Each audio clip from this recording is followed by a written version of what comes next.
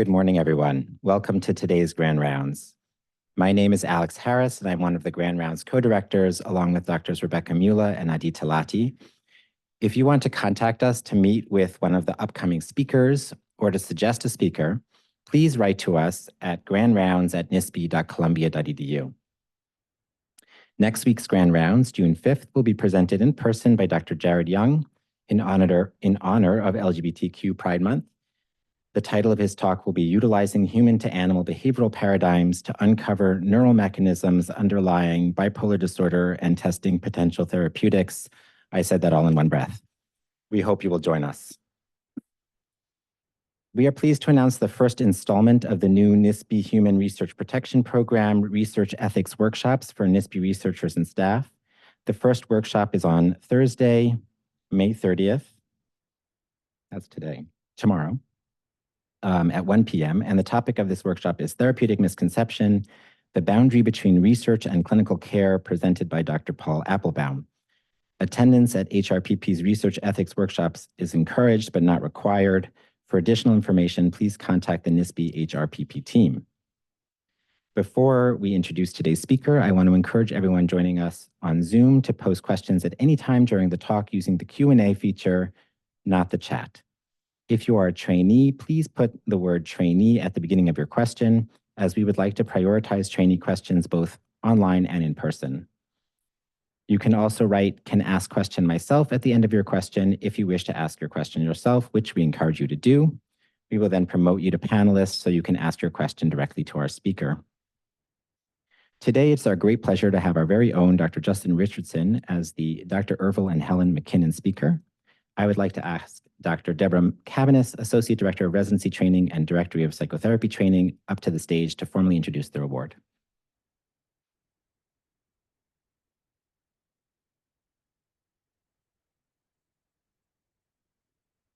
Good morning. Thanks for coming to Grand Rounds this morning. It's great to see everybody. Welcome to the Dr. Irville and Helen McKinnon Grand Rounds, which is named for a Dr. McKinnon, but not this Dr. McKinnon. So this Dr. McKinnon is Dr. Roger McKinnon, who for many years was a major instructor here and a supervisor. But in fact, the Grand Rounds is named for his father, Dr. Irville McKinnon, and his mother, Mrs. Helen McKinnon. The story is, which Roger told me when he asked me many years ago to become involved with this Grand Rounds, is, where did Roger go? He left. Was that his father, Dr. Irville McKinnon, like Dr. Roger McKinnon, was a psychiatrist and leader in this department and a very, very dedicated clinician. So dedicated that he took a lot of calls from his patients at home. Now, in those days, there weren't cell phones, there were landlines. So somebody would call, and who would answer the phone? Mrs. Helen McKinnon. So years later, when a very grateful patient wanted to honor Dr. Irville McKinnon, she gave money for this fund and the endowing this Grand Rounds in honor of Dr. Irville McKinnon and Mrs. Helen McKinnon, saying that, in fact, she'd answered most of the calls that she'd placed to the home. So she wanted to honor both of them. So, but it does give us, even though the Grand Rounds isn't named for Roger, it does give at least me a moment to pause and just remember Roger, who really was a pillar of our residency training program for many, many years. I have to say, still not a week goes by that I don't remember something that Roger taught me. He was a prescient and practical psychoanalyst. So just a moment to remember. Roger, the idea of the Grand Rounds was very much to keep clinical psychiatry in the Grand Rounds rotation, particularly psychodynamic psychotherapy and psychoanalysis. So it makes great sense, and so thought the Grand Rounds Committee, to invite our new director. These things are planned a year in advance, so not so new, but new director of the Columbia University Center for Psychoanalytic Training and Research, their new director, Dr. Justin Richardson. And it's my pleasure to ask Yael Holishitz, who is Assistant Director of the Washington Heights Community Service and an Associate Director of the Center, to introduce Dr. Richardson.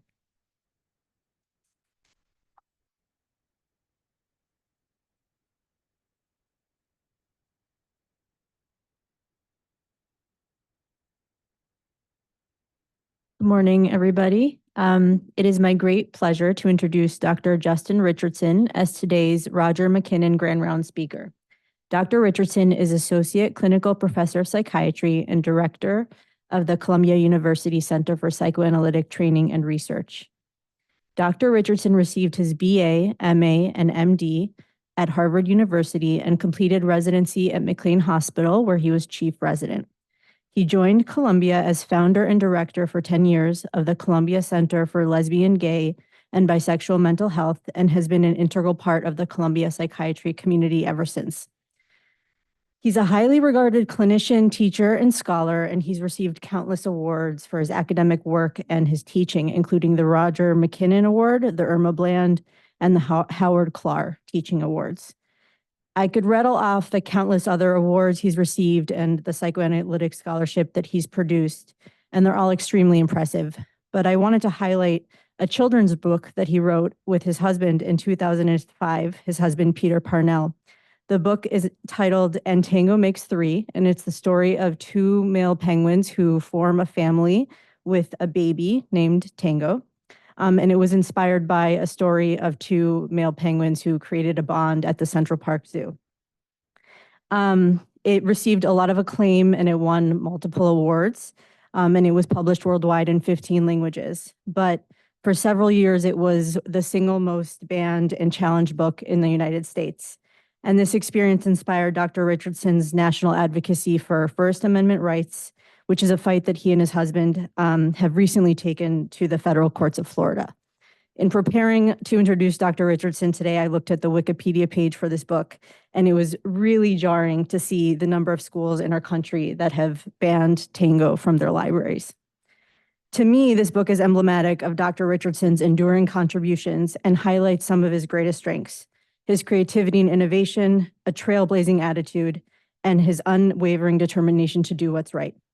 In a minute, he will tell you all about the exciting activity at the center, but what he may not highlight is how pivotal a role he's played in the center's vibrancy over the years. As director, he is tireless in his efforts to move the center forward, to bring people together, and to create a welcome, inclusive, and invigorating learning environment. So without further delay, I'll turn it over to Dr. Richardson.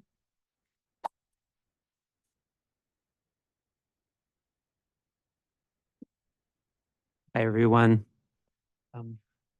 Thank you, Yael. That was a really sweet surprise. Appreciate that. I'm just going to get set up here. Welcome, everybody. Thanks for coming. It's great to be here to give the Irville and Helen McKinnon Grand Rounds. And my special thanks to the McKinnon family for whom the Grand Rounds were named. Irville and Helen, as you heard, gave a great deal to the department. Irville McKinnon was director of PI.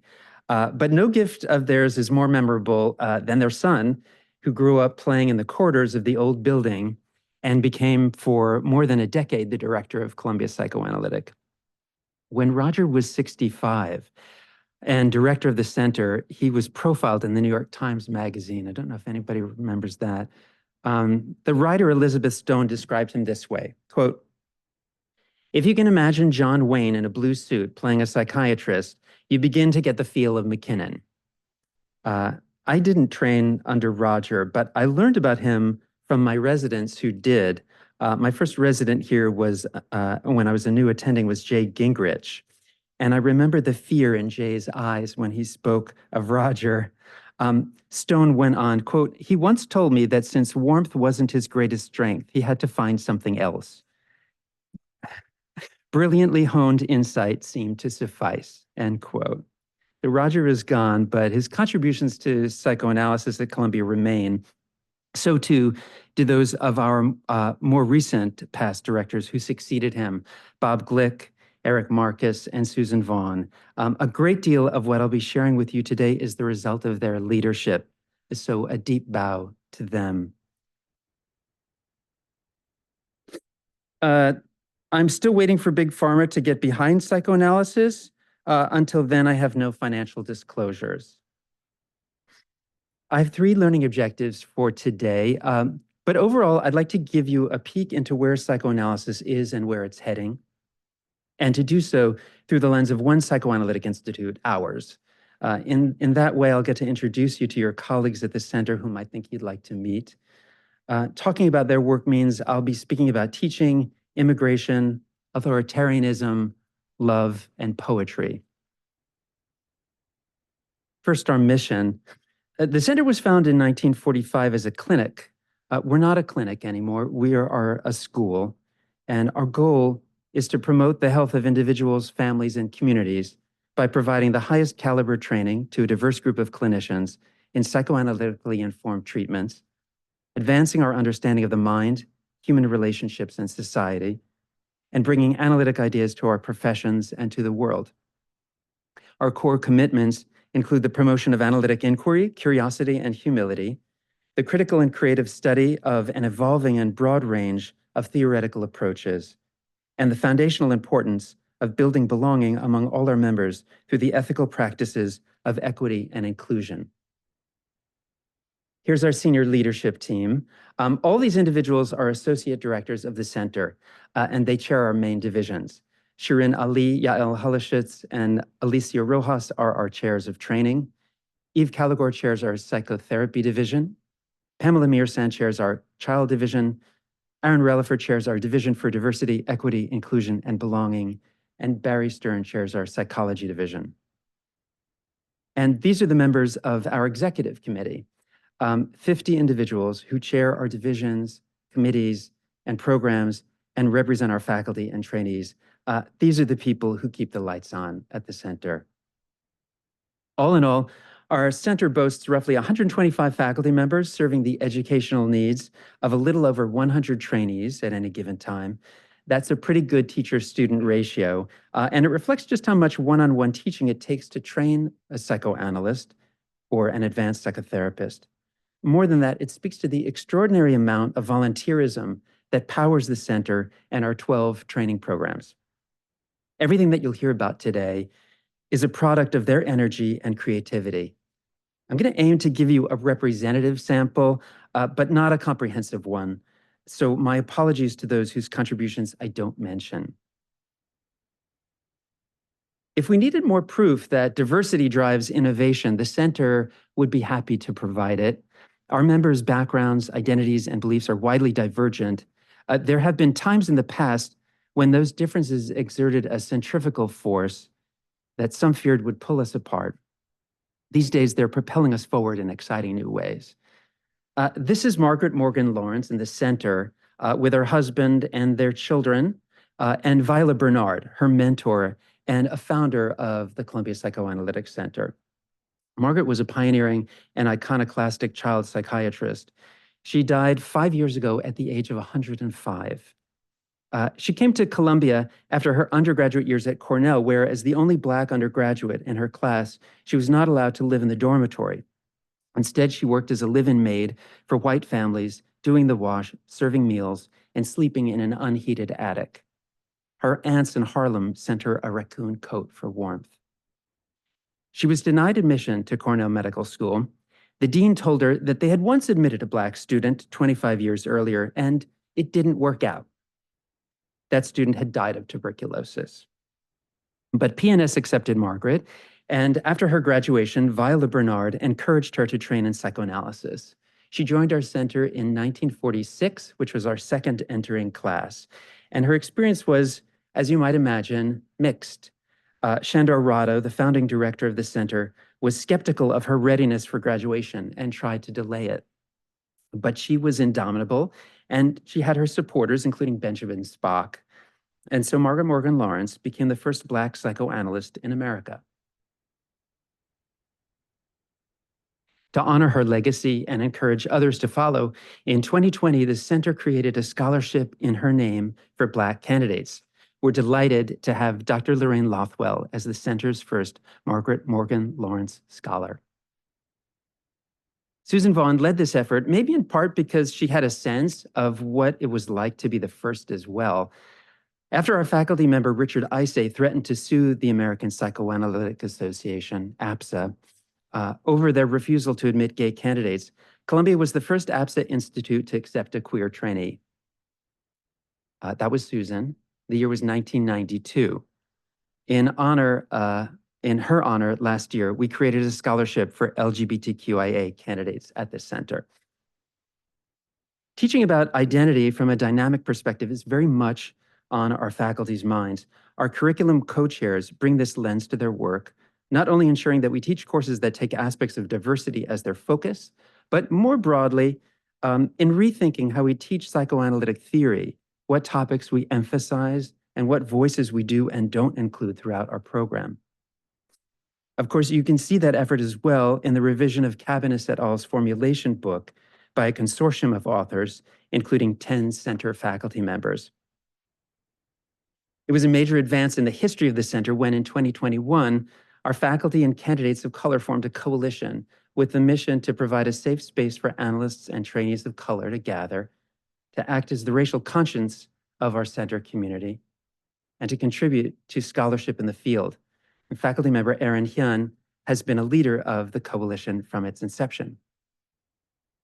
Within our leadership, we're lucky to have Aaron Relaford as Associate Director and Chair of the DEIB Division. Aaron has led us in our efforts to talk meaningfully and fruitfully across difference. His reminders to us of the distinctions among dialogue, discussion, and debate have framed our conversations about structural racism, anti-Semitism, and the war in Gaza. Our gatherings, including a half-day retreat last fall, have seen powerful, deeply felt exchanges that have moved us forward as a community. Our efforts in this area are still very much a work in progress. Our faculty member, Dion Powell, brought these principles to a national stage as one of 4 authors of the report of the Holmes Commission on Racial Equality in American Psychoanalysis. That report, released on Juneteenth of last year, sounded an alarm for institutes across the country about the ongoing obstacles facing Black analysts. It offered specific recommendations to mitigate those harms. There's no precedent for this report and its impact in the history of American psychoanalysis. The conversation it sparked is rich and ongoing throughout the US. Our faculty have worked on exploring the theoretical underpinnings of bias, difference, and discrimination in our lives. This year, 6 faculty members created and taught a course to the rest of us. It was called The Anxiety of Race for the Practicing Analyst. The course challenged the faculty to explore cutting-edge psychoanalytic ideas about othering. Sandra Park, for example, spoke about the experience of minoritized individuals through the lens of Freud's mourning and melancholia, sharing some of her own experiences as the child of Taiwanese immigrants raised in a largely white community. Sandra has brought her scholarship to the newly formed Asian American Center for Psychoanalysis, where she taught a seminar series on racial melancholia earlier this year. Alicia Rojas previewed the presentation she will give in Mexico next month to the International Association of Relational Psychoanalysis and Psychotherapy. Many people in this department know and love Alicia. Not everyone knows that she and her family narrowly escaped assassination by the Chilean secret police.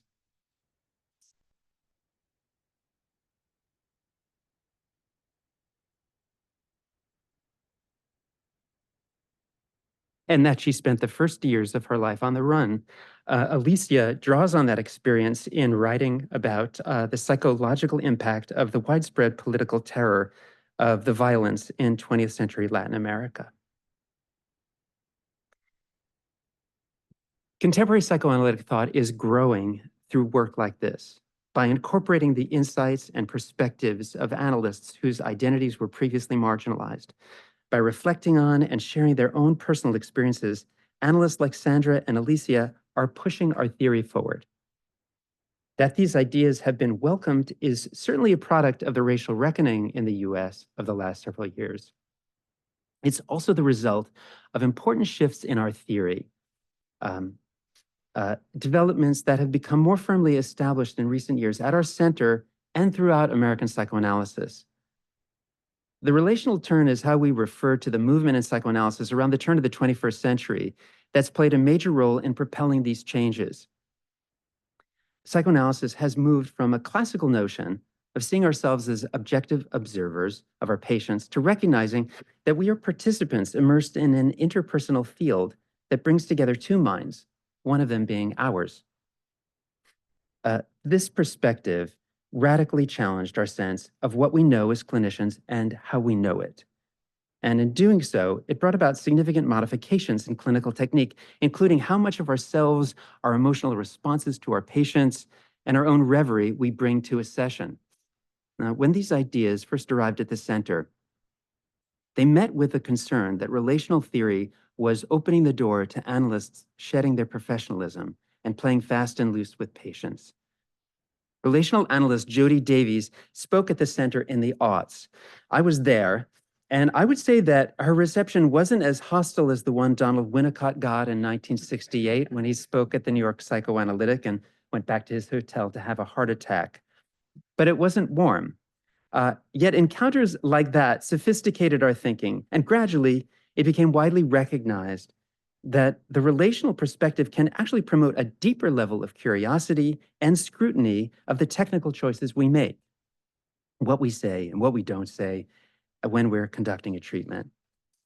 The result has been a greater humility in our profession, which was a needed corrective, and a greater aliveness and authenticity in our work.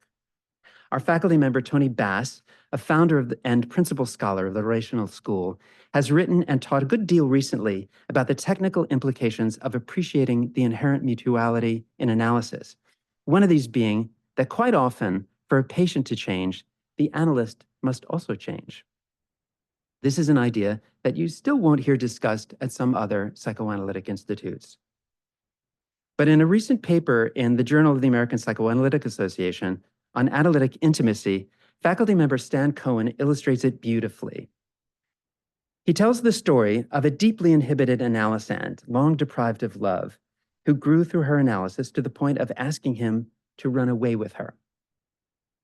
That invitation stirred in Stan personal anxieties about his own temptations, and he quickly pointed out that this was impossible. But in his paper, he describes how he found a place between action, running away with her, and inaction, refusing to, by working through his own anxieties, which had their origins in his past and had become a stumbling block in this patient's treatment. In the work that followed, the patient grew to sharing mutual pleasure, caring, and love in her life. Stan writes, quote, "How closely, openly, and fully can patient and analyst resonate with each other? As much as they can stand," end quote. It's at the limits of what we can stand where we may find we have some growing of our own to do for our sake and the sake of our patients. Now, Stan is quite open about the fact that he wouldn't have been able to write this paper 10 years ago, but his seniority has given him a greater sense of freedom. Stan is 86. He writes, quote, "Now less troubled about what I feel with my patients, I'm not searching as I once did for the guidelines and restraints of technique," end quote. Those words capture how psychoanalysis itself, at about 125 years of age, has become less anxious to justify itself and less frightened of its own possible mistakes. This might be maturity. It may also be that we're seeing the benefits of psychoanalysis's own near-death experience. After all, we were very nearly Prozac roadkill in the 1980s. Psychoanalysis managed to survive a rather severe and largely needed pruning then. The result has been the kind of efflorescence you can only get when the stakes have been essentially erased. In a series of papers in which he's been working on the notion of play and its place in psychoanalytic treatment, Center faculty member Stephen Cooper captures another feature of the challenge to earlier analytic thought. The central tool of classical psychoanalytic technique has been the interpretation. A patient says or enacts something in the session. The analyst identifies that action as a coping strategy or defense against a deep anxiety, which is just on the verge of being accessible to consciousness, and then ties that anxiety and its defense to early childhood experiences.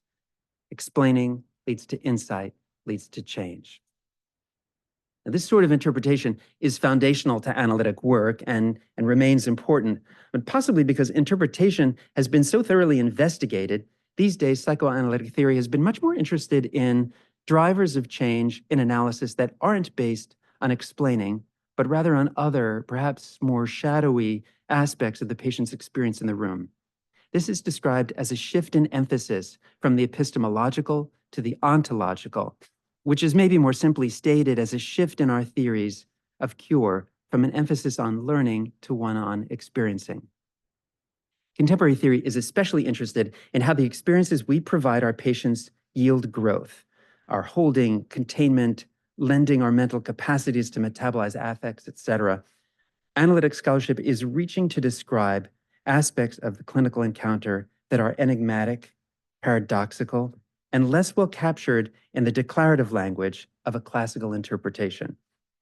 In rethinking the features of classical technique, such as analytic neutrality, Stephen is a bridging figure between traditional and relational modes of theory. He argues that we do our best work when we combine an appreciation of the impact of explaining with that of experiencing. This spring, Stephen brought his ideas to a course for psychoanalytic candidates called Psychoanalysis as Play and the Play of Psychoanalysis. So these are just three of our writers. Here are some recent contributions of a few others. You can see our faculty are also thinking about psychoeconomics, neurobiology, misogyny, mothers and daughters, silence, charisma, and of course, dreams. Every new psychoanalytic idea finds its ancestor. And so changes in our emphases have changed our canon.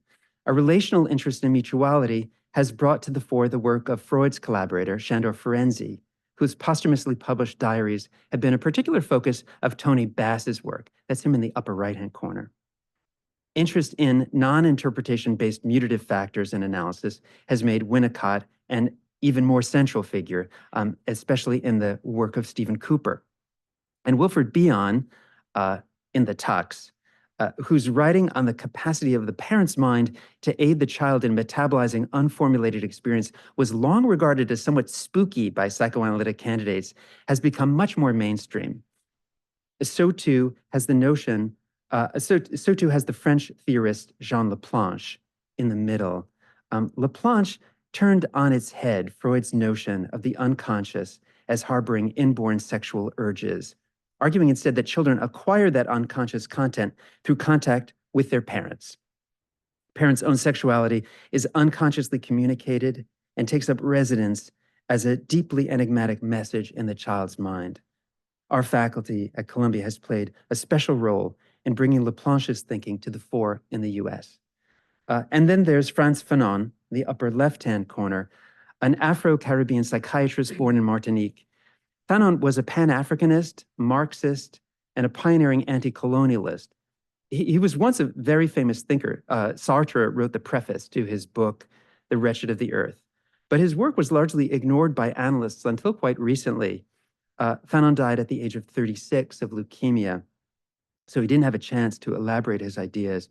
But he was far ahead of everybody in thinking about how structural racism operates and infects us all, shaping our attitudes without our awareness, and leading to brutalities that we unwittingly participate in. Fanon believed in the importance of community engagement in the treatment of mental illness.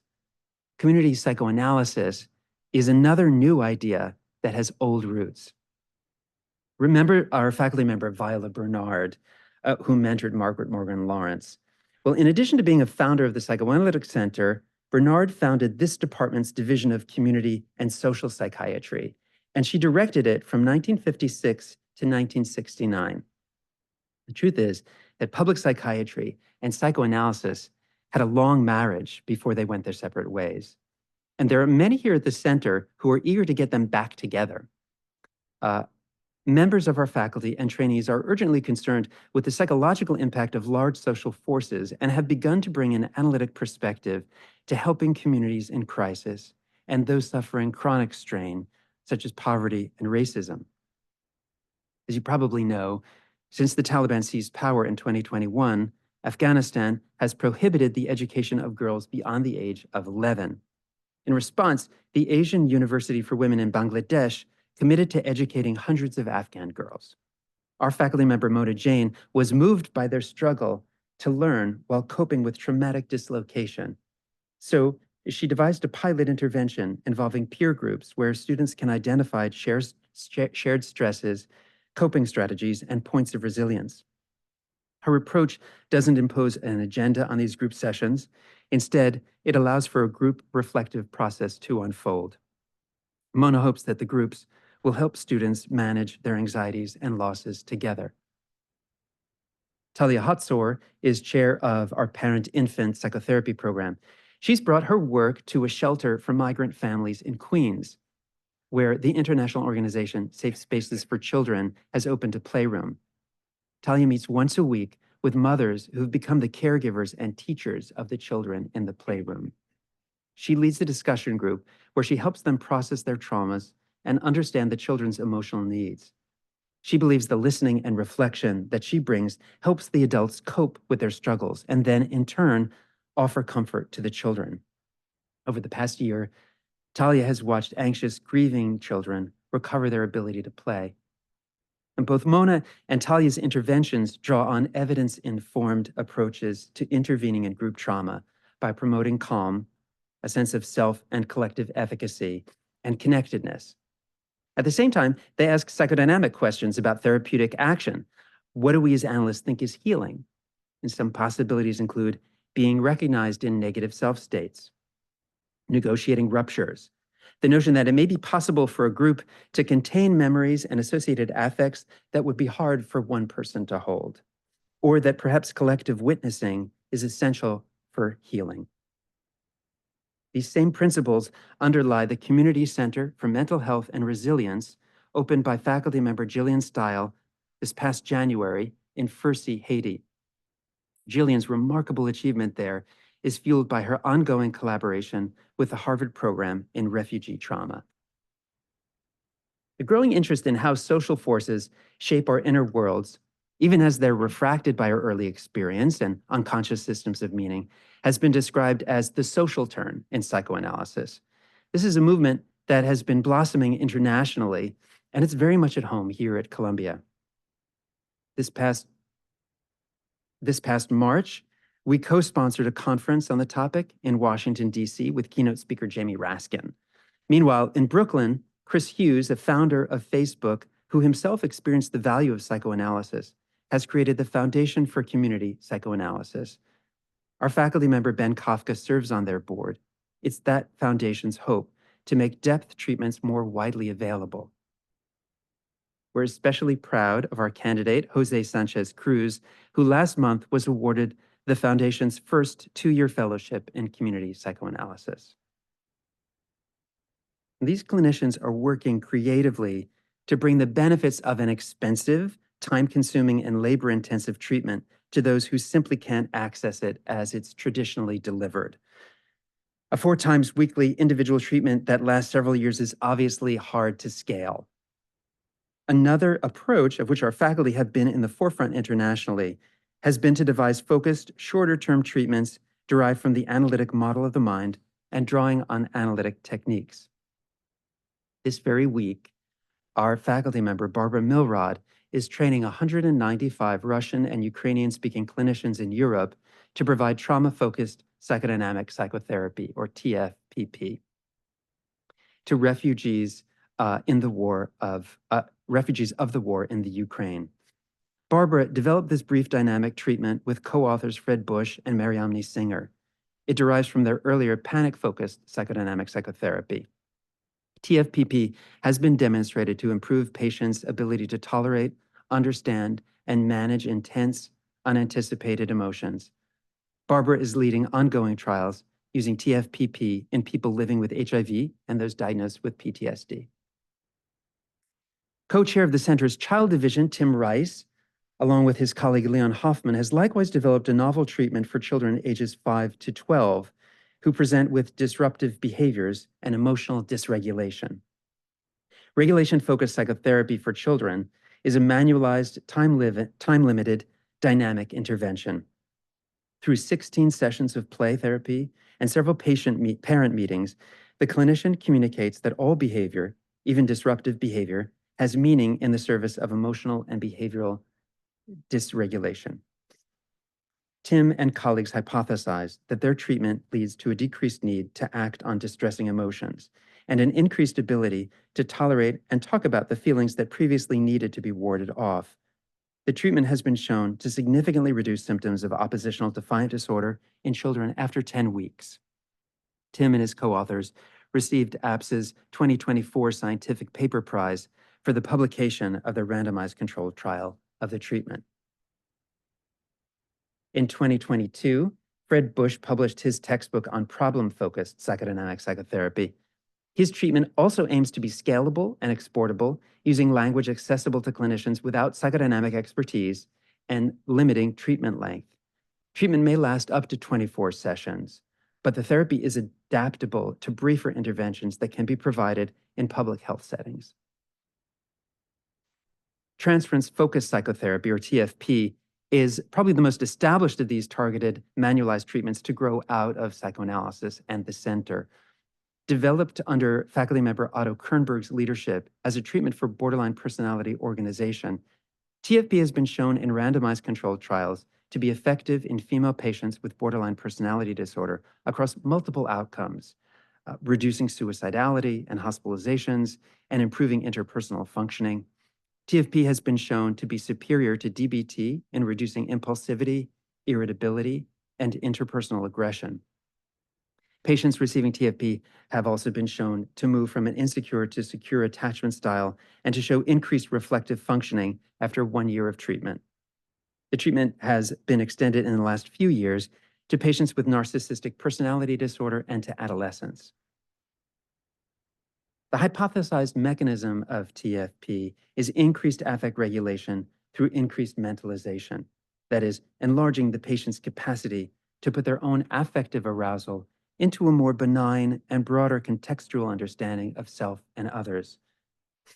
We're excited to welcome 20 new trainees into our 2-year online TFP training program in September. Beyond the positive outcome research I mentioned, TFP has also found support through research that has affirmed its framers' hypotheses regarding its mechanism of action. Tiziano Caldabazzi offers us an example of this sort of process research in his recent language study of splitting. Tiziano showed that an automated assessment of splitting performed on patient transcripts correlated with those patients' degrees of identity disturbance. That finding adds support to psychodynamic efforts to deepen identity consolidation through working on splitting. Any mention of clinical research at the center has to include our faculty member, Daniel Schechter, who last year again won the International Psychoanalytic Association's Research Prize. His ongoing work explores the impact of mothers' exposure to interpersonal violence on their parenting and the intergenerational transmission of trauma. Dan Schechter and Fred Bush both brought their expertise to the development of our newest training program in trauma-informed psychodynamic therapies. This 2-year training program has been created by Michelle Rosenberg and Susan Coates, and we're thrilled to be able to add it to our offerings for licensed clinicians. Its pilot year begins in September with a class of 20 center faculty members serving as its students. In the fall of 2025, it will be made available to all. So I think by now, you can maybe feel that there's a tension in our work at the center. We're pulled between two fundamentally different ways of knowing. In the research I've just been describing, you can see our commitment to empiricism. But the theoretical papers I spoke about, in fact, much of the scholarship of our faculty, lives within a different epistemology. That work follows in a hermeneutic tradition, characteristic of humanities scholarship, where ideas are evaluated by their interpretive power. We promote theoretical ideas when they help us understand our patients, make predictions, and organize observations, and when we experience them as meaningful. The friction we feel as clinicians pulled between two conflicting epistemologies is real. It's uncomfortable and it's irreducible. But I believe it's also a generative tension. It propels us in our scholarship, and it sustains us in a healthy skepticism about any truth claims we make. If our hermeneutic flag is planted anywhere, it's on our Morningside campus, where Lionel Trilling began teaching undergraduates a course on Freud back when Allen Ginsberg was his student. That seminar continues to this day under the auspices of our certificate program for GSAS students, the Psychoanalytic Studies program. The PSP was established by Eric Marcus and Joel Whitebook, and it's run by Adele Tutter. Adele has done a remarkable job drawing together graduate students and faculty members interested in exploring psychoanalytic thought and applying it to deepen their understanding of the arts and humanities. Adele's Freud course, co-led by Craig Tomlinson and taught by many of our faculty members, remains a fascination for undergraduates. We were delighted that this year, one of Adele's students won APSA's undergraduate essay prize. Paired with our Psychoanalytic Studies program is our Affiliate Scholars Program, chaired by Kathy Dalsimer, through which scholars in the humanities study with our psychoanalytic candidates at the Medical Center to advance a scholarly project of their own. Earlier this year, Adele and Kathy shared APSA's book prize for their contributions to the Cambridge Companion to Literature and Psychoanalysis. Adele's chapter is on Bruce Chatwin's Utz, and Kathy's is on Virginia Woolf and Julia Duckworth-Stephen. The center's own literary life is enriched by the contributions of faculty member and novelist Lisa Gornick and by the poetry of Eugene Mann. And not long ago, New York State created a path for those with advanced degrees in the humanities to become licensed practicing analysts. As a result, the center has gained a new source of colleagues who are deepening our scholarship and elevating our teaching. Gilla Ashtor earned her PhD in English and American literature and her MFA in nonfiction writing. Afterwards, she went on to train as a psychoanalyst. She joined our faculty last year as the first person at Columbia to hold the title Assistant Professor in Clinical Psychoanalysis in Psychiatry. Thank you, Scott. In addition to teaching graduate students in the writing program on Morningside, she just finished teaching our candidates a course on radical psychoanalysis focused on Laplanche. None of us was surprised to learn that in 2 weeks, Gilla will receive the Candidates Teacher of the Year award. The social historian and cultural critic Ben Kafka has brought his brilliance to us following his years as Associate Professor of Media, Culture, and Communications at NYU. Ben also trained in psychoanalysis. Here he is with his books. You may also have seen him quoted in a recent New Yorker article on gaslighting alongside Gilla. Ben is currently teaching our candidates a course on aspects of internalization. And next year, he will be teaching a course he's titled Exercises in Frustration. It took the analytically trained Barnard English professor, Nathan Gorelick, to point out that Columbia actually holds the archive of Freud collaborator and apostate Otto Rank, who's famous in the US for his book, The Trauma of Birth. Earlier this month, we co-sponsored with Barnard and Columbia's Rare Books and Manuscripts Library, Nate's several-day symposium recognizing the 100th anniversary of that publication. Ben and Gilla join Nate on the stage. Let's zoom out further and look at the ways our faculty have tried to bring an analytic perspective to the public to inform the debates of the day. Alexandra Sachs's Conversations with Mothers on her podcast, Motherhood Sessions, is a great example. Allie took a page from Winnicott's famous radio show and showed thousands of listeners whose experiences of motherhood didn't fit cultural expectations that they weren't alone. New York Times columnist Michelle Goldberg described her experience of listening to Allie interview a young mother in a column that Goldberg devoted to the podcast. Quote, "It was revelatory to hear how this woman's anxieties had warped her assumptions about how the world sees her. I'm not sure I've ever had such a distinct sense of what that experience feels like inside someone else's head." This is just what we're after, helping thought leaders attain a deeper understanding of the inside of other people's heads. Allie has achieved the same goal with her TED Talk on matrescence, which recently passed 2 million views. Jack Drescher, meanwhile, continues to push for a deeper understanding of the lives of transgender youth through countless national and international media appearances. Jack's work recently won him the Sigourney Award, an international prize often referred to as the Nobel Prize in Psychoanalysis. Our Committee on Public Outreach brings analysts together with journalists and public intellectuals to promote the use of analytic insights in their work. In December, Brenda Berger invited 3 individuals to discuss the growing appeal of authoritarianism around the world. New York Times Pulitzer Prize winning and center-right columnist Bret Stephens, historian and cultural critic Ruth Ben-Ghiat, whose book Strong Men details the rise of authoritarian leaders from Mussolini to the present, and San Francisco analyst Era Lowenstein. Brenda asked Era to give a psychoanalytic description of the character of despots. And just to give you a taste of the conversation, I'll play you Era's answer, and then you'll hear Ruth's response.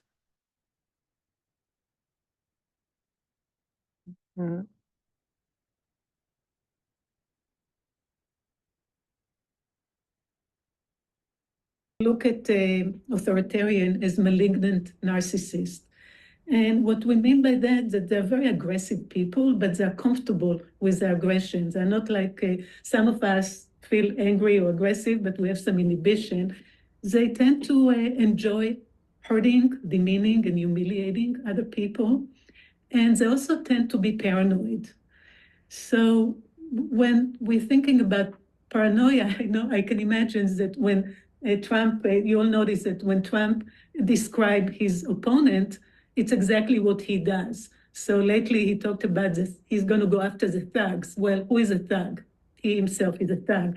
So they have tendency to project everything that they don't like about themselves to other people, and often to a group, a minority group, which they try to cleanse themselves by posting all the things that they hate about themselves into that group.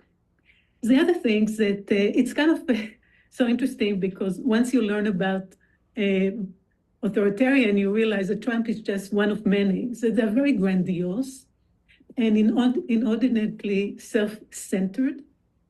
They lack empathy, and their emotional connection to people is very thin.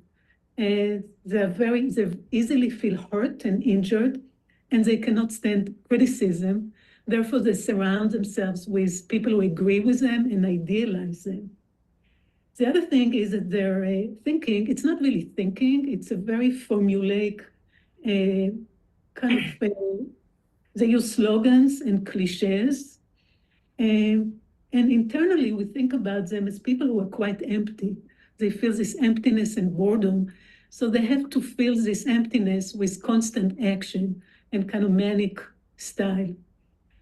And I think that's kind of give us an initial kind of reading of their character. The other thing that they're sociopathic. They don't care about exploiting, and they have no interest in truth or reality. And actually I think they enjoy lying and distorting, and it gives them a kick. I'm smiling because you have described exactly all the awful, destructive personalities who are protagonists of my book to a T. Yeah. Diagnostic, really. That's what we like to hear. Brenda asked, what is it that draws citizens to follow authoritarian leaders? And Brett entered that discussion presenting very sophisticated political and macroeconomic answers. But after 90 minutes of conversation, you can see him conceive and advance his own psychoanalytic interpretation of Trump's appeal. Look at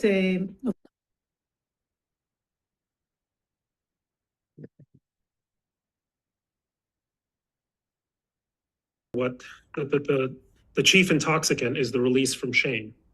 Yeah. Shame is the great master, the great the internal autocrat that preserves our sense of civility and decency and restraint. And Trump's genius, if you want to use that word, is that he understood how enticing politically it could be to offer to all of his followers that escape from shame, which is what ultimately it's the internal dictator within us that prevents the autocrat from rising to power, right? Because we are restrained human beings. The paradox is that when you release you liberate the psyche from that internal dictator, is exactly when you license the external dictator to assume power. If we can help a Times columnist arrive at a psychodynamic formulation of a topic he's going to be spending a lot of time writing about, we've done a good thing. what I mentioned earlier that the center is first and foremost a school. Becoming a school has actually been a long process, one that took a significant leap forward under Susan Vaughan's leadership. Our activities in this area are closely watched by institutes around the country, where we have a reputation as a leader in educational innovation. Deborah Cabanis has been a central figure in this effort at the center, nationally and internationally. In fact, the phrase becoming a school comes from the title of one of her many papers that she's published over the last 2 decades in her effort to bring the best practices of higher education into the world of psychoanalytic training. Analytic institutes have long had more in common with guilds than universities. Deborah and colleagues changed that by developing an impressive evidence base that proved we needed a new model. Otto Kernberg has also been a key figure in this movement, critiquing the traditional process of promoting faculty to the role of training and supervising analysts as exclusionary, hierarchical, and opaque. His biting paper entitled 30 Methods to Destroy the Creativity of Psychoanalytic Candidates may be our profession's answer to Thomas Paine's common sense. Their work inspired a radical rethinking of the system of advising, assessing, and advancing psychoanalytic candidates, and of promoting faculty to the roles of candidate analyst and supervisor. 6 years ago, under Susan's leadership, with associate directors Sabrina Cherry and Jane Halperin, both of whom played pivotal roles at an important transition moment in the center's history, we replaced these 2 vetting-based systems, which were focused on gatekeeping, with educational programs grounded in a growth mindset and designed to support and promote the development of our students and faculty. For trainees, this meant giving our adult learners greater authority over their educational trajectory, increasing transparency by providing written feedback to candidates on their achievement of our published core competencies twice a year, and eliminating closed-door committee meetings where candidates were discussed. In place of progression advisors, whom some candidates had experienced as double agents, candidates now choose confidential mentors. For faculty, we eliminated a vetting process for appointing supervisors and candidate analysts. Many had experienced that process as lonely and stressful, and particularly those with minoritized identities, as subject to unconscious bias or even overtly prejudiced. The old system was not inspiring. In its final 5 years, this process had added only 2 new training and supervising analysts, which was not enough to keep up with retirements. In its place, we created a unique 2-year training program for faculty called the Columbia Academy for Psychoanalytic Educators, or CAPE. Everyone who's eligible for the program and completes it can assume the roles of supervisor and candidate analyst. In short, we got out of the business of picking and choosing who could advance and started teaching our teachers to teach. In its first 5 years, CAPE gave the center 21 new supervisors. CAPE was developed by former director Bob Glick and Gloria Stern, and for the last several years has been expertly led by Ruth Graver and Sharon Ornstein. Sabrina Cherry conducted a study of the impact of all these new policies using focus groups and surveys over a 4-year period. Her findings affirmed the value of the changes we made and pointed us in the direction of further improvements. I want to share one outcome of the CAPE program. At the end of the vetting system in 2018, the center had only ever had 1 supervisor of color in its 75-year history. We had never had an openly gay one. We now have 5 supervisors of color and 8 LGBTQ supervisors. The leap in supervisors who are psychologists, another historically underrepresented group at the center, has been similarly dramatic. I underline this because I think it's a powerful lesson in how seemingly benign systems of promotion, touted as necessarily rigorous, can inadvertently perpetuate discrimination and hold back careers. These changes have not been taken up by other institutes, but we're doing our best by presenting our work nationally and internationally and publishing our findings. Our paper on the reinvention of our training program for candidates won the International Psychoanalytic Association's Training Today Award in 2022 and has been circulated widely. We hope our paper on CAPE out next month will have a similar reception. So, What do we teach? We have introductory programs for those just developing an interest in analytic ideas. We have 2-year advanced training programs in psychodynamic psychotherapies for licensed social workers, psychologists, psychiatrists, and nurse practitioners. As I mentioned, we're adding trauma-informed psychodynamic therapy to these offerings. We have our marquee programs in adult and child psychoanalysis. And as I said, we train our teachers not only in supervision and the analysis of candidates, but also in classroom teaching. We bring all this experience and volunteerism to our work with psychiatry residents, child fellows, and psychology interns, postdoctoral fellows, all of whom our faculty supervise and teach. These are our faculty and trainees who are currently teaching child fellows in the combined Columbia-Cornell Child and Adolescent Residency. These folks are supervising Weill Cornell residents. Oops, sorry. This is an old deck. Sorry. These are our folks who are supervising PI residents this year. And I hope you'll notice that the Associate Residency Training Director at both institutions are center faculty.